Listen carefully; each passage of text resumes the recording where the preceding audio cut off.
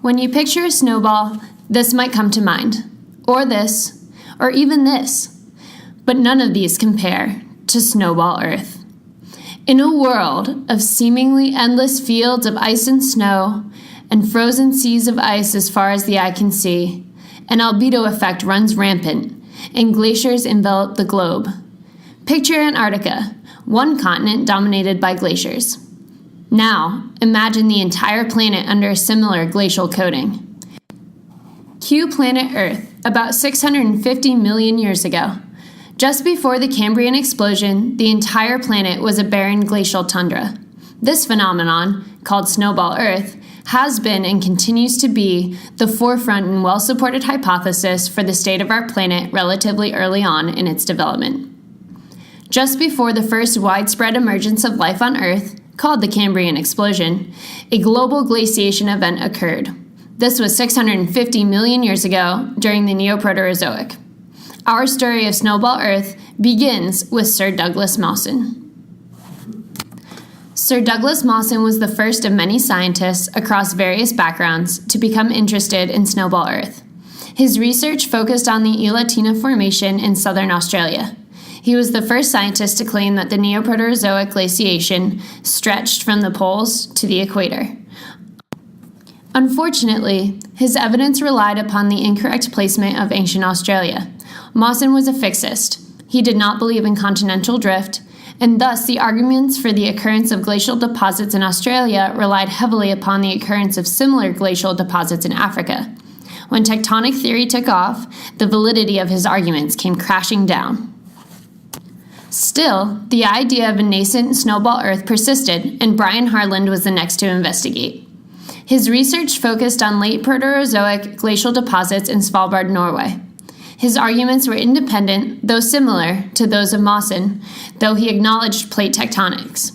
Additionally, he reinforced his claim with paleomagnetic measurements that supported the formation of ice sheets at equatorial latitudes. Paleomagnetism alone was not substantial enough evidence of global glaciation. Cue Dr. Joseph L. Kirschvink. Dr. Kirschvink, a paleomagnetist, was skeptical of glacial deposits in the tropics.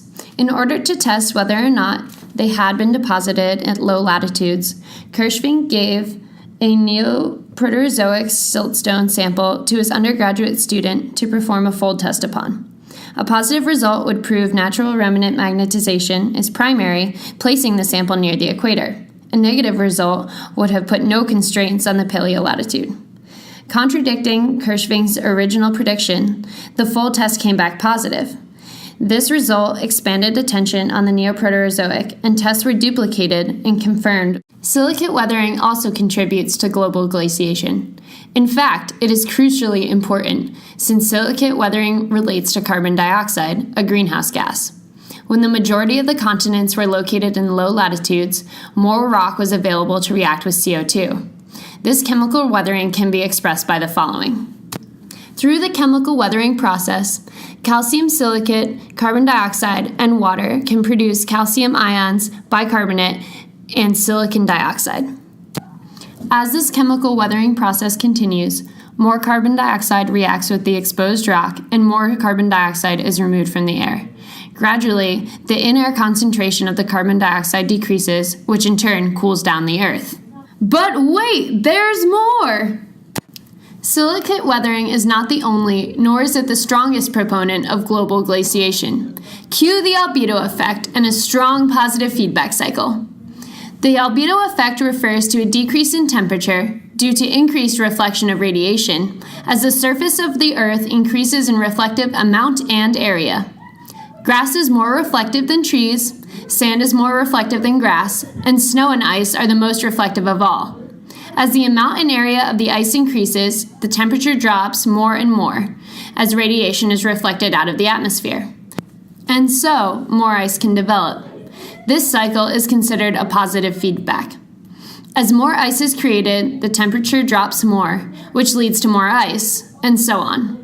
In the end, we are left with a giant snowball instead of Earth as we know it. The albedo effect serves as a prime example of a naturally occurring, climate-related positive feedback cycle. Whilst the Earth today is not in danger of an out-of-control freeze, it is in imminent danger of rapid warming, both related to positive feedback cycles. Furthered understanding of this late Proterozoic glaciation and the feedback cycle that caused it could help in our understanding of the positive feedback cycle that the Earth's climate is experiencing as you're watching this.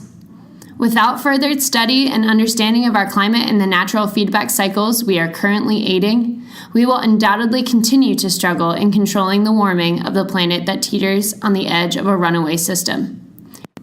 In fact, without it, we quite literally haven't got a snowball's chance in hell.